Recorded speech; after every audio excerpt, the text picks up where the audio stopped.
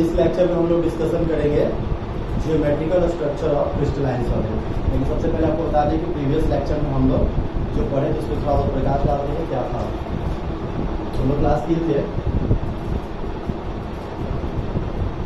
Solid state. What is solid state?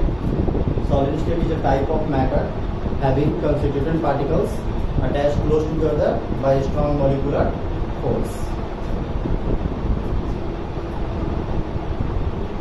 It has two types. First one, crystalline solid, and second one is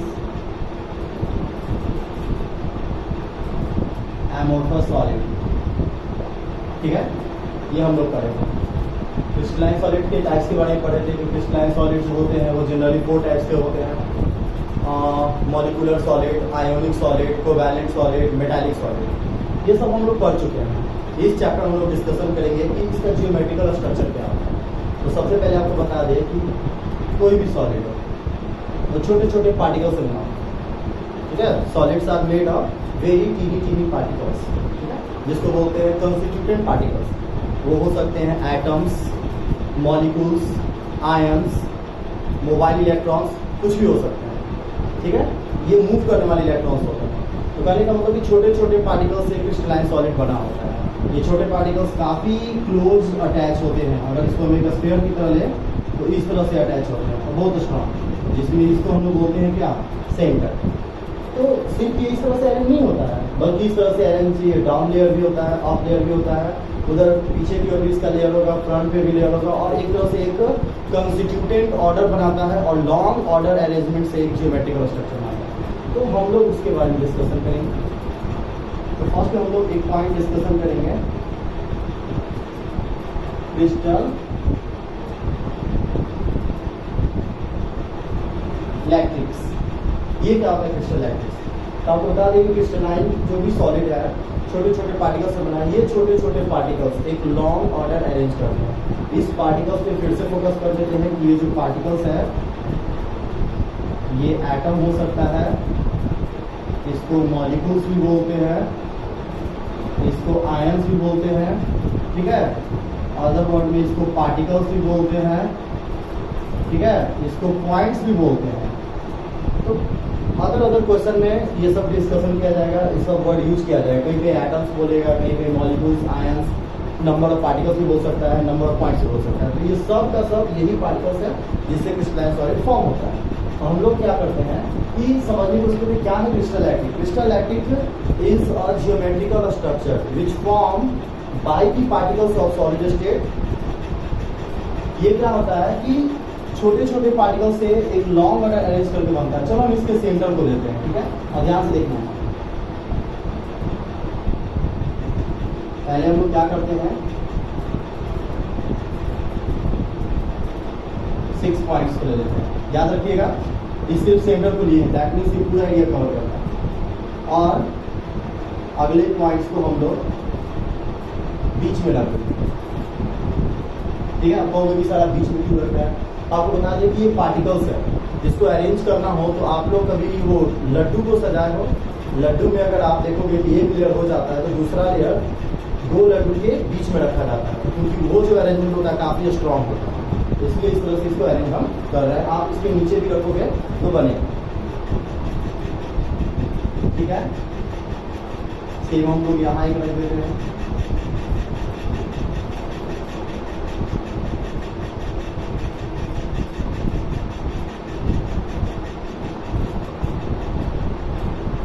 ये हम लोग बना रहे हैं क्रिस्टल लैक्टिक करना है, सॉरी, इस 2 पॉइंट्स को मिला रहे हैं।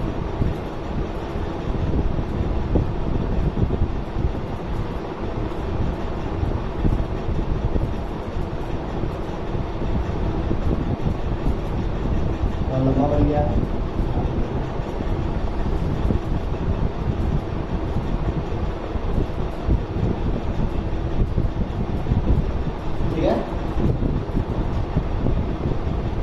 इसको देखना है, ये सेकंड मिला है।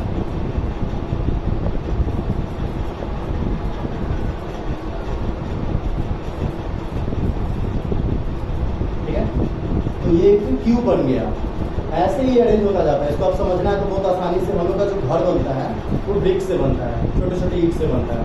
आप उसको देखेंगे कि वो ईंट जो है अरेंज होता चला जाता है, इधर से भी अरेंज होता चला जाता है, और इस तरह से बड़े बड़े वॉल्स और बड़े बड़े बिल्डिंग का निर्माण होता है।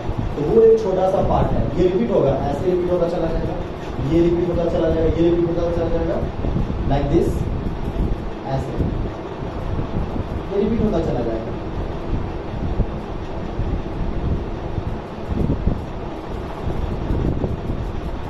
ठीक है, और ये सारे के सारे एक तरह से क्यूब है, क्यूबी शेप है, दैट इज कॉल्ड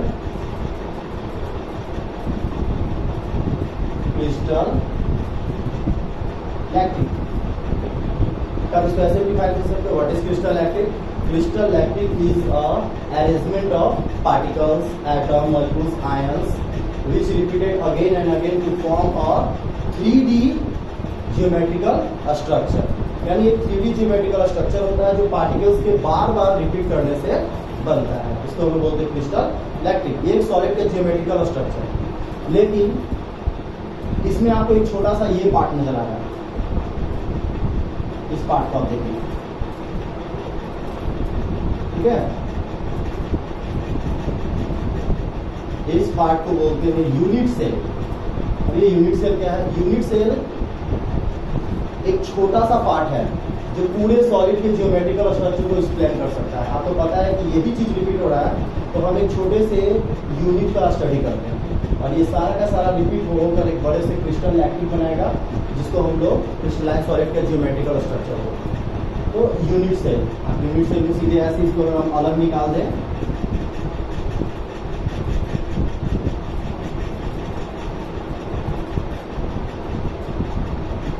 ये हो गया आपका एक यूनिट सेल, जहां पर यहाँ पर हम लोग मान लेते हैं क्या कि ये जो है कंस्टिट्यूटेंट पार्टिकल्स का सेंटर है, मतलब ये इतना दूर तक का एरिया कवर करेगा।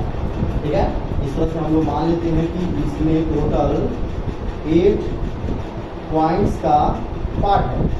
सिर्फ टोटल पार्ट्स नहीं है, इसमें नंबर ऑफ पार्ट्स होगा, 1/8, 1/4 ऐसे होगा। लेकिन फिलहाल आप जान लो कि छोटा सा क्या है, यूनिट सेल। तो आप इसको डिफाइन कर सकते हो, what is unit cell? Unit cell is a smallest unit of crystal lattice which form a geometrical structure repeated again and again. अगर इसको बार बार रिपीट किया जाए तो यह एक जियोमेट्रिकल स्ट्रक्चर बनाएगा, या आप कह सकते हैं कि क्रिस्टल लैक्टिक बनाएगा। ये हो गया यूनिट सेल, ये हो गया क्रिस्टल लैक्टिक। हम लोग यूनिट सेल को डिस्क्राइब करेंगे क्योंकि यूनिट सेल से ही ज़्यादातर न्यूमेरिकल आता है, क्वेश्चन आता है। क्रिस्टल लैक्टिक क्या है? बहुत सारे यूनिट सेल का कलेक्शन है।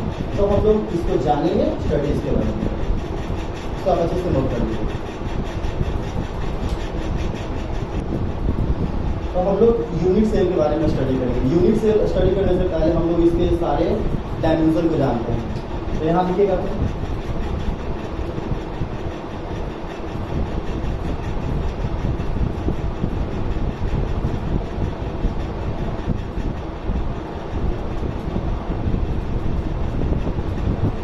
बता चुके हैं कि ये सेंटर ऑफ स्फीयर है। इसको आप ऐसे थोड़ा सा बड़ा भी कर सकते हैं, जो लगभग हाफ लेंथ को कवर करता है, इस तरह से। ठीक है, अगर आप इसके एक कॉर्नर को स्टडी करें तो आप देखेंगे कि इसमें 3 तरह के लेंथ बनते हैं। इस लेंथ को बोलते हैं ए, बी एंड सी। ठीक है, और इसके बीच के एंगल को बोलते हैं अल्फा, बीटा, गामा। ठीक है, जनरली यह ऐसे तो बहुत सारे फॉर्म में होता है, लेकिन क्यूब के फॉर्म में ज़्यादा स्टडी करते हैं। क्यूब में क्या होता है, ये तीनों लेंथ इक्वल होता है और अप्रॉक्सीमेट तीनों एंगल का वैल्यू कितना डिग्री होता है? 90 डिग्री। तो इन सब के बेस पे भी यूनिट सेल को डिवाइड किया गया है। फिर एटम के सिचुएशन के बेस पे भी यूनिट सेल को डिवाइड किया गया है। तो हम लोग पहले इसके एटम की सिचुएशन के बेसिस को डिफाइन करेंगे कि कहाँ एटम प्रेजेंट होता है और उसके बेस पे उस यूनिट सेल को क्या करते हैं। तो generally crystalline lactic is the geometrical structure of solid state which form by the particles, points, ions repeated again and again. What is unit cell? Unit cell is the smallest unit which form a crystalline lactic by the repetition. इस तरह से हम उसको बोल सकते हैं।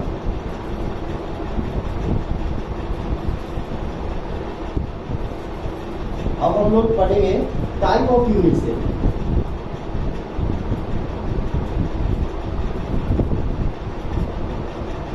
Types of unit cell, कितने types के यूनिट सेल होता है? जनरली जो यूनिट सेल होते हैं वो 2 टाइप्स के होते हैं, कहीं आपको 4 टाइप्स भी मिलेगा, लेकिन वो मिक्स करके लिखा होता है। 2 टाइप्स कौन कौन? First one is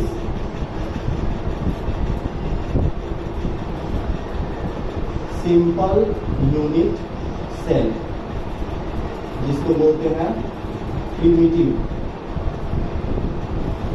unit cell, primitive unit cell बोलते हैं। और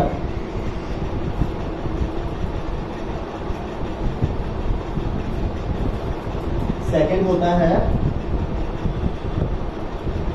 सेंट्रल यूनिट सेल और नॉन प्रिमिटिव यूनिट सेल।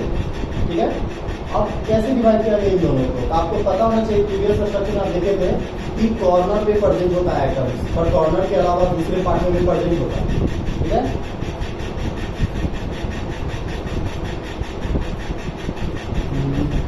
कहाँ ध्यान दीजिएगा।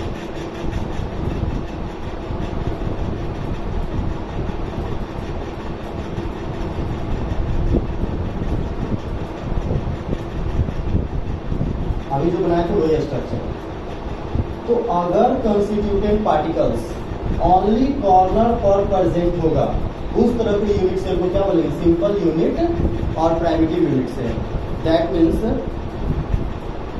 the type of unit cell having constituent particles not present, the type of unit cell having constituent particles only present at the corner is known as simple unit cell.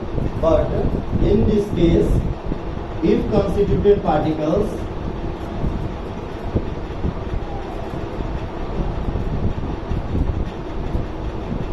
not only present at the corner but also present at the other part of the cube, कहीं पर भी present हो जाए, that means corner के अलावा अगर cube के किसी भी पार्ट में प्रेजेंट हो जाए, सपोज दैट उसके फेस के सेंटर पर प्रेजेंट हो जाए, तो ये कहलाएगा आपका क्या? Central unit cell.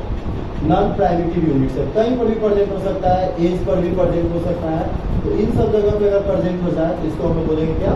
Non primitive unit cell. लेकिन थोड़ा सा और डिस्कशन हम कर दे, साइड वाइज आप देखेंगे, ये तो आप मैट्रिक में क्यूब के बारे में पढ़ चुके होंगे, थोड़ा सा इसको ध्यान से स्टडी करते हैं कि किसी भी क्यूब में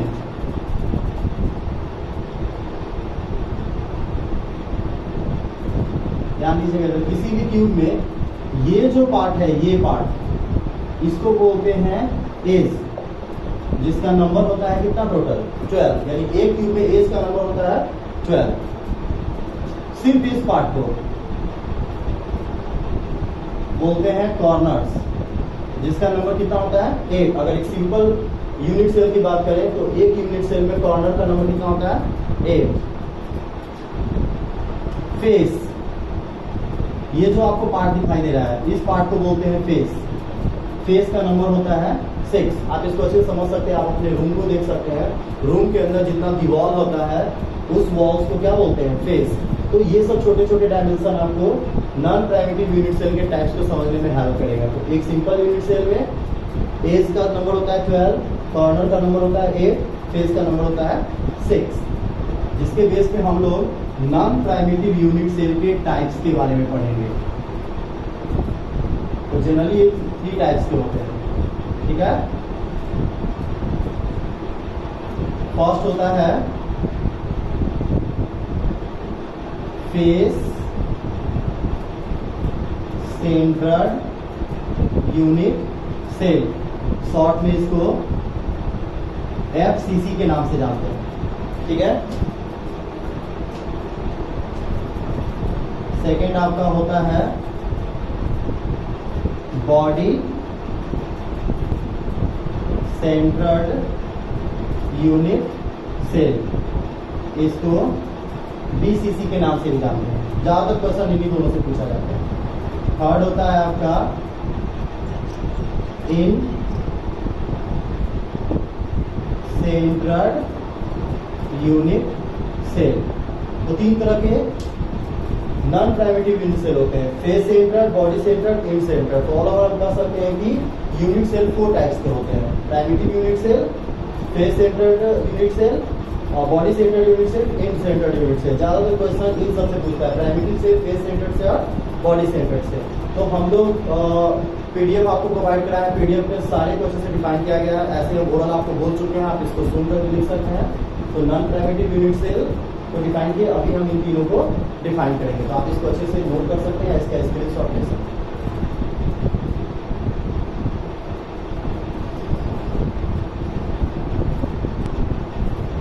types of central unit cell, अभी हम जो फिगर बनाए थे उसमें था, सॉरी देखिए, तो उसमें फर्स्ट आपका फेस सेंट्रड यूनिट सेल। क्या होता है फेस सेंट्रड यूनिट सेल और कैसे इसको डिफाइन करेंगे? हम आपको बताए थे कि सेंट्रल यूनिट सेल उसको बोलते हैं जिसमें पार्टिकल्स, पॉइंट्स, आइटम्स, मॉलिक्यूल जो उसको आप कहो, वो कॉर्नर के अलावा क्यूब के दूसरे पार्ट में रिप्रेजेंट होता है। तो फेस सेंट्रल में ऐसा क्या होता है? फेस सेंट्रल में आपको बता दें कि एक यूनिट सेल है,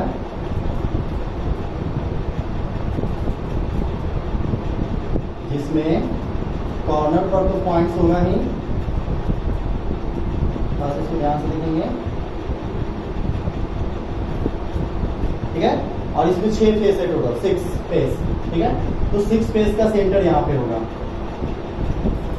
1 फेस, सेकेंड, थर्ड, फोर्थ, एक फ्रंट का सेंटर यहाँ 5 और बैक 6। दैट मीन्स इसको मैसेज डिफाइन करेंगे, the type of central unit cell having atoms situated not only at the corner but also present at the center of each face is called face central unit cell. Second one, body central unit cell, ठीक है। Condition same है, लेकिन points का या atom का situation different है, ठीक है। कॉर्नर पे तो होगा नहीं, किसी भी यूनिट सेल में कॉर्नर पर एटम्स होगा ही होगा,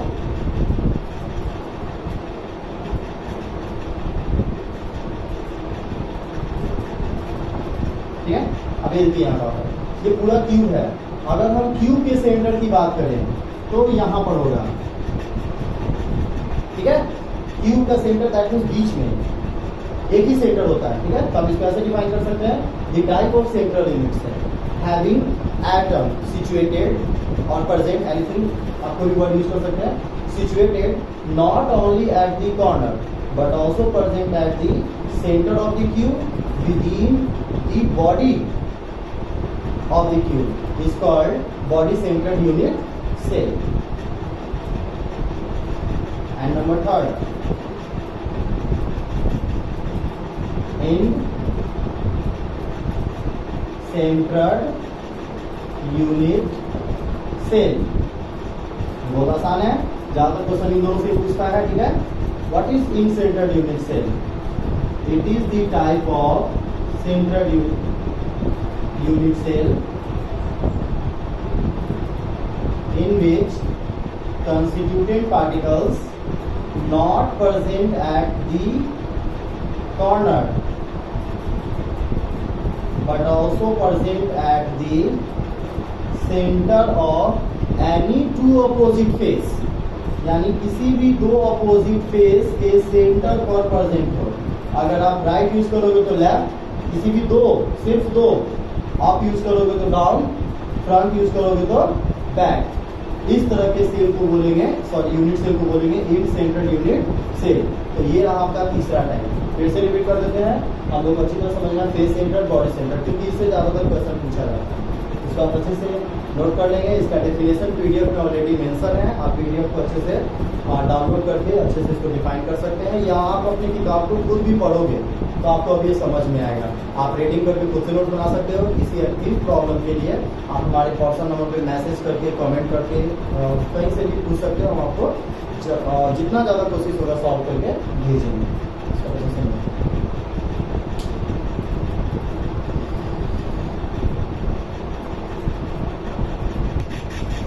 अब यूनिट सेल को हम लोग इससे पहले डिफाइन किए थे पॉइंट्स के सिचुएशन के आधार पर, एटम्स की सिचुएशन के बेस पर। अब जो है उसके जियोमेट्रिकल स्ट्रक्चर के बेस पर उसको डिफाइन करेंगे। सबसे पहले फिर से फोकस कर लें एक सिंपल यूनिट सेल के बारे में।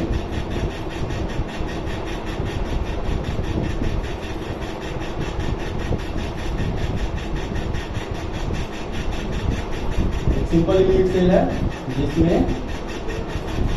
एटम्स प्रेजेंट है कॉर्नर पर। ठीक है, हम डिस्कशन किए थे थोड़ी देर पहले। इसमें 3 एक्सियल डिस्टेंस होते हैं, इसको हम लोग क्या बोलते हैं, सॉरी एक्सिस को बोलते हैं X Y Z. X axis के डिस्टेंस को बोलते हैं A, Y axis B, then Z axis को सी। इसके बीच में 3 एंगल होता है जिसको एक्सियल एंगल बोलते हैं, अल्फा, बीटा एंड गामा। आपको ये भी पता था कि इसमें एड्स का नंबर होता है, number of edges will be 12, number of face 6, number of corners 12। ये सब आपको पता है बेसिकली डायमेंशन। अब कि ज्यादातर एग्जाम में यूज होता है वो क्यूबिक यूनिट सेल होता है, लेकिन यूनिट सेल बहुत सारे टाइप्स के होते हैं, टोटल 7 टाइप्स के होते हैं। On the basis of dimension unit cell divided into 7 types, that is called 7 crystal system. First one is cubic unit cell. आप ये सब यूनिट से लगाओगे, कैलकुलेटेड डाटा में आपको बता रहा है। क्यूबिक यूनिट सेल किसको बोलते हैं, जिसमें तीनों एक्सियल डिस्टेंस इक्वल हो, तीनों एक्सियल एंगल भी इक्वल हो, और तीनों का जो मेजरमेंट वैल्यू हो वो कितना डिग्री हो, अबाउट 90 डिग्री। इस तरह के एग्जांपल में कहा जाते हैं NaCl, KCl, लाइक बहुत सारे होंगे। ठीक है, तो इसको हम लोग बोलेंगे क्यूबिक सेल। आपसे एग्जाम में अगर पूछता है what is cubic unit cell, आप ऐसे डिवाइड कर सकते हो, the type of unit cell having axial distance are equal to each other, axial angles are equal to each other and also equated about 90 degree is known as cubic unit cell, like NaCl, KCl, etc. Same इसी तरह का है tetrahedral unit cell, जिसमें आपका क्या होगा कि दो इसका जो एक्सियल डिस्टेंस से इक्वल होगा, थर्ड एक्सियल डिस्टेंस इक्वल नहीं होगा। तीनों इसका जो एंगल होगा, एक्सियल एंगल्स वो इक्वल भी होगा 90 डिग्री के, और उसका जो वैल्यू होगा 90 डिग्री के इक्वल होगा। इसमें आपका आ जाएगा SnO2, titanium oxide etcetera. Third one is orthorhombic. इसमें आपको क्या मिलेगा कि तीनों जो इसके एक्सियल डिस्टेंस है वो इक्वल आपस में नहीं होगा, तीनों एंगल इक्वल होगा और उसका एक्यूरेट वैल्यू 90 डिग्री भी होगा। उसमें आपका आ जाता है एग्जांपल में रोम्बिक सल्फर। सल्फर भी बहुत सारे टाइप्स के होते हैं, तो रोम्बिक सल्फर आ जाएगा ऑर्थोरोम्बिक यूनिट सेल के एग्जांपल में। फिर है मोनोक्लिनिक यूनिट सेल। इसमें क्या होगा कि जो एक्सियल डिस्टेंस होगा वो इक्वल आपस में नहीं होगा। एक्सियल एंगल में दो एंगल जो है इक्वल भी होगा, उसका वैल्यू 90 डिग्री होगा, और एक जो एंगल है वो 90 डिग्री के इक्वल नहीं होगा। इसमें आपका आ जाता है मोनोक्लिनिक सल्फर। उसी तरह से है हेक्सागोनल, ये भी एक तरह का यूनिट सेल का 7 क्रिस्टल सिस्टम में आपका आता है, जिसमें दो साइड इक्वल होगा, सॉरी एक्सियल डिस्टेंस इक्वल होगा, थर्ड के इक्वल नहीं होगा, दो एंगल 90 डिग्री होगा और एक एंगल 120 अप्रोक्सीमेट होगा। इसमें आपका आ जाता है ग्रेफाइट। रोम्बिक हेड्रल, सॉरी हाँ रोम्बोहेड्रल, इसमें तीनों साइड एक्सियल डिस्टेंस इक्वल होगा, तीनों एक्सियल एंगल्स जो होगा इक्वल होगा, पर इक्वल टू 90 डिग्री नहीं होगा। इसमें आपका आ जाता है कैल्साइट, जिसको हम बोलते हैं कैल्शियम कार्बोनेट। ट्राइक्लिनिक 7, ट्राइक्लिनिक में आपका तीनों साइड इक्वल नहीं होगा, तीनों एंगल इक्वल नहीं होगा। ठीक है, इसमें इक्वल है पर 90 के इक्वल नहीं है, इसमें तीनों एंगल इक्वल भी नहीं है और 90 के इक्वल भी नहीं है। इसमें आपका आ जाता है हाइड्रेटेड कैल्शियम सल्फेट। तो ये आपका हो गया type of unit cell on the basis of geometrical dimension. इसको आप नोट कर लोगे। इससे कभी भी एग्जाम पूछता है और व्हाट इज 7 क्रिस्टल सिस्टम, या कभी कभी इसमें से कोई एक डिफाइन करने के लिए दे देगा, तो इसको आप अच्छे से नोट कर लेंगे। ठीक है,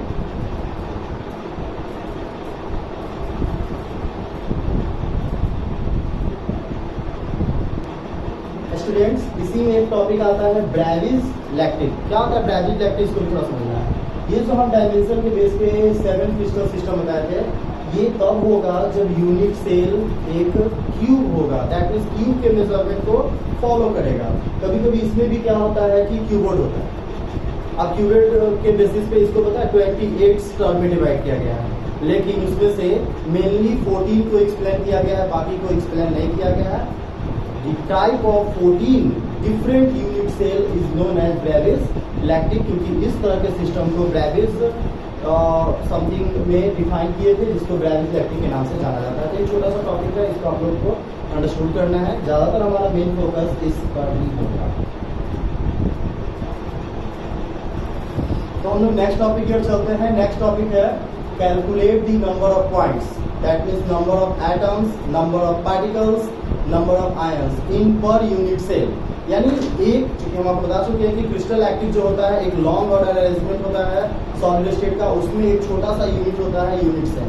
तो यूनिट सेल रिपीटेड होता है अगेन एंड अगेन और एक फॉर्म बनाता है क्रिस्टल लैक्टिक। हम लोग बात करते हैं कि number of atoms 1 unit cell में कितना होगा। एक यूनिट सेल पहले बनाते हैं और कैंडिडेट्स को ध्यान से देखिएगा, इसी पे आपका न्यूमेरिकल टर्म बहुत ज़्यादा आने वाला है।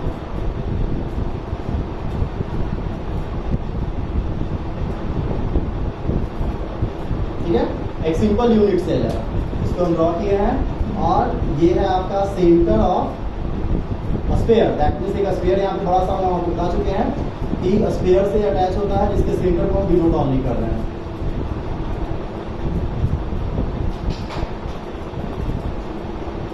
ठीक है, तो ये है एटम्स। लेकिन आपको ये भी बताए थे कि ये जो एटम्स है इसके ऊपर एक यूनिट सेल होगा, एक इधर यूनिट सेल होगा, एक इधर यूनिट सेल होगा, एक इधर यूनिट सेल होगा। तो आखिर एक एटम को कितना कैलकुलेट किया जा सकता है, सॉरी इस एटम का इस यूनिट सेल में कितना इन्वॉल्वेशन है। तो फोकस करते हैं कॉर्नर पे। ये जो है इसको हम लोग बोलते हैं कॉर्नर्स। ठीक है, तो सबसे पहले हम कैलकुलेट करेंगे number of atoms at the corner of each unit cell। एक यूनिट सेल में कितना होता है नंबर ऑफ एटम्स। मतलब आप फोकस करेंगे इस पर या किसी भी पॉइंट पर फोकस करते हैं, इस पर फोकस करेंगे। लुक एट, ये देखिए हम इस लेंथ की बात कर रहे हैं, इस लेंथ की 3 लेंथ आ चुका है अभी तक। यानी अगर हम इस पूरा स्फीयर लें तो इस यूनिट सेल में बस इतना ही पार्ट जा रहा है। सेम ये देखिए इधर वाले यूनिट सेल का हो गया, सेम इधर वाले यूनिट सेल का हो गया, सेम इधर वाले यूनिट सेल का हो गया। मतलब एक एटम में अगर हम बात करें इधर यूनिट सेल तो ये है ये वाला एरिया। ठीक है, इसके ऊपर यूनिट सेल ये वाला एरिया, इसके इधर यूनिट से ये वाला एरिया और इसके इधर यूनिट से ये वाला एरिया। ठीक है, तो कितने पार्ट्स में डिवाइड हो गया, काम कीजिए candidate. 1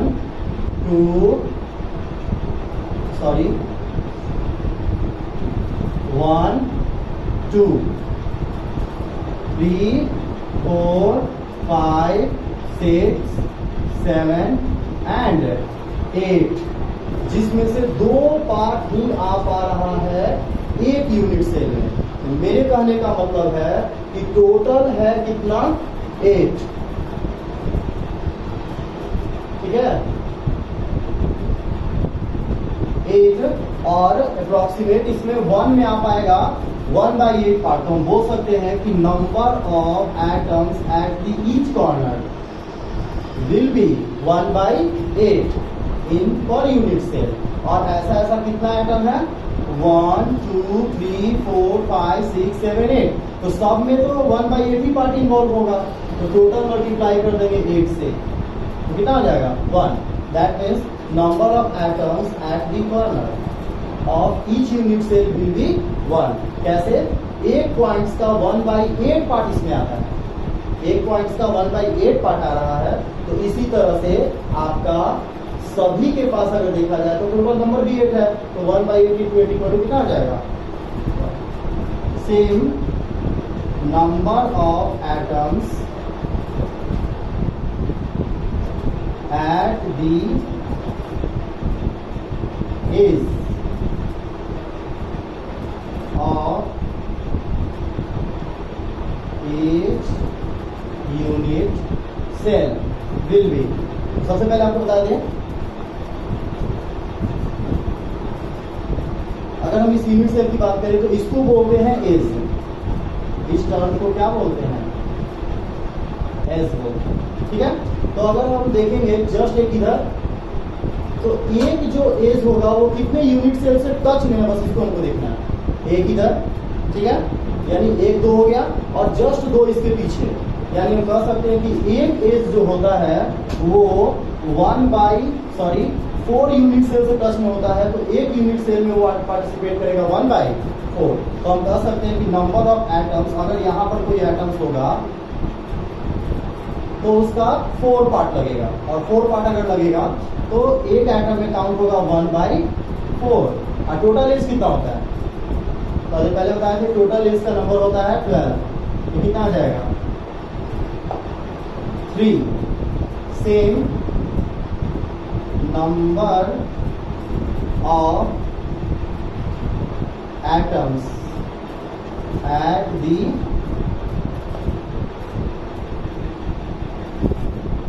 centre of each face. Face पर कितना होगा? अगर मान लेते हैं कि कोई एटम यहां पर है, ठीक है, इस पूरे एरिया को हम लोग क्या बोलते हैं? फेस बोलते हैं। अगर यहाँ पर कोई एटम है, ठीक है, तो एक यूनिट सेल, जस्ट इसके ऊपर यूनिट सेल, ठीक है, इधर भी यूनिट सेल होगा, पर इस यूनिट सेल का पार्टिसिपेशन सरफेस पर नहीं होगा। तो एक सरफेस होगा वो 2 यूनिट सेल पे टच में होता है। अगर आप अपने रूम का डिस्कशन कर लो, रूम पर देख लो, तो हमारा कोई भी बॉल, जैसे इसी बॉल की बात कर लेते हैं, तो ये जो बॉल है जस्ट बगल वाले रूम के टच में होगा, उधर वाले रूम या इधर वाले रूम के टच में नहीं होगा। तो एक जो फेस पर अगर कोई आइटम है तो वो 2 यूनिट सेल को कंट्रीब्यूट करेगा, तो टोटल नंबर कितना काउंट होगा? ईच यूनिट सेल के लिए 1/2। और किसी भी यूनिट सेल में नंबर ऑफ फेस कितना होता है? 6। तो ये भी कितना आ जाएगा? 3।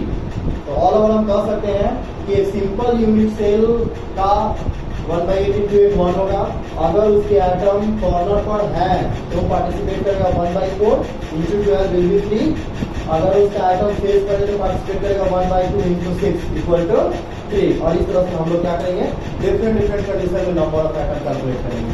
सपोज दैट एग्जाम में आपसे पूछ सकता है ऐसे एक क्वेश्चन, ऑब्जेक्टिव में पूछ सकता है calculate the number of atoms in FCC structure.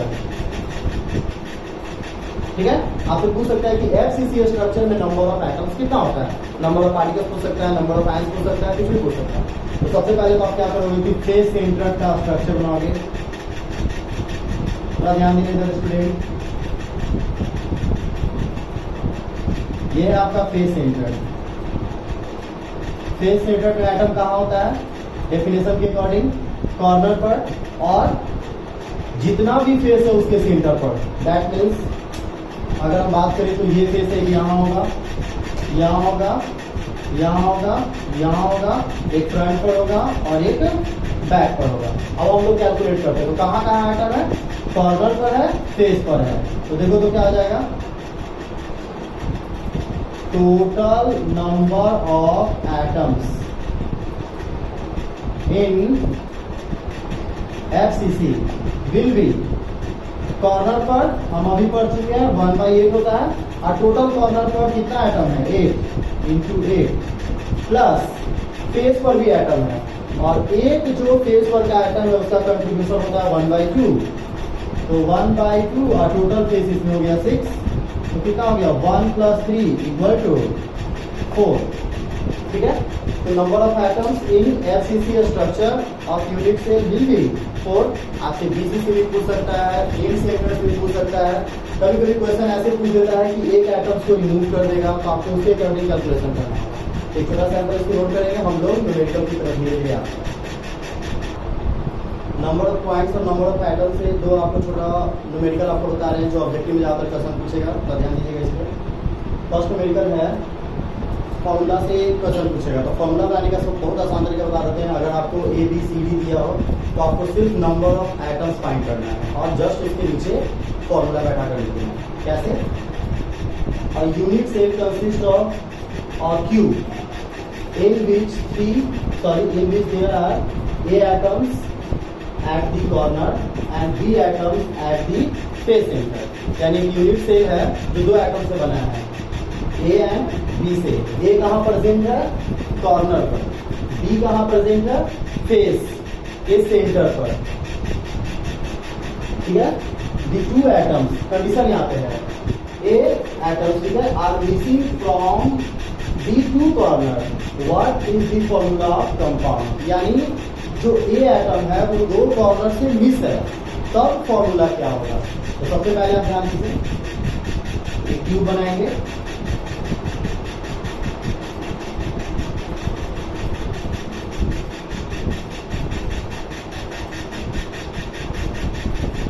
ठीक है, ये हो गया आपका कॉर्नर। तो ध्यान दीजिएगा, ये कॉर्नर है। कॉर्नर पे कौन प्रेजेंट है? A atom. यहाँ पर प्रेजेंट है A एटम्स। ठीक है, हम इसको डीप कर दे रहे हैं, लेकिन ध्यान दीजिएगा दो एटम मिसिंग है। तो टोटल कॉर्नर हमारे पास है 8। हम इसमें से क्या कर दे रहे हैं कि 6 को डीप कर दे रहे हैं और 2 को छोड़ दे रहे हैं। क्यों? क्योंकि क्वेश्चन कंडीशन लगा दिया है कि दो कॉर्नर से एटम मिस हो चुका है। ठीक है, and B atoms at the face centre, यानी फेस यहाँ पर है। टोटल फेस कितना है? 6। और इस फेस पर ये बैक वाला और ये फ्रंट वाला, यहाँ पर प्रेजेंट है B एटम्स। तो आपको बताना है कि इसका फॉर्मूला क्या होगा।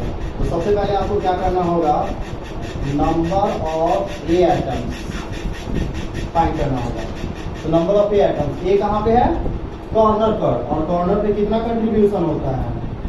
1/8। टोटल कितना कॉर्नर है? 8, लेकिन ओनली 6 पर प्रेजेंट है। तो 1/8 × 6 is equal to 3/4 and number of B atoms, ये कितना होगा? तो B कहाँ है? फेस पर है। आपको बताया जा चुका है कि फेस पे कंट्रीब्यूशन कितना होता है? 1/2, और टोटल 6 फेस पे प्रेजेंट है। तो ये हो जाएगा 3, यानी A एटम्स का नंबर आ गया 3/4 और B एटम्स का नंबर आ गया आपका कितना? 3। इसको नोट कीजिएगा। नंबर ऑफ A एटम्स 3/4, इसका पैटर्न भी तो आ जाएगा यहाँ से ऐसे 3 टाइम्स 4 टाइम्स, और number of B atoms equal to 3। Then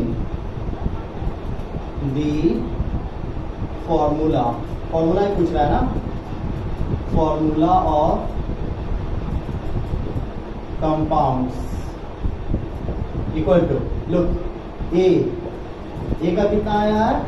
3/4 और B का कितना आया है? 3।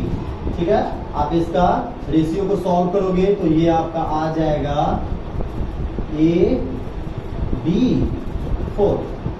ये है आपका फॉर्मूला ऑफ दी कंपाउंड। आपसे पूछा जा रहा है what is the formula of compound.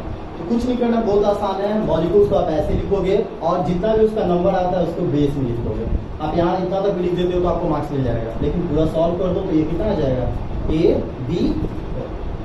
Same question आपसे पूछा जा रहा है क्या?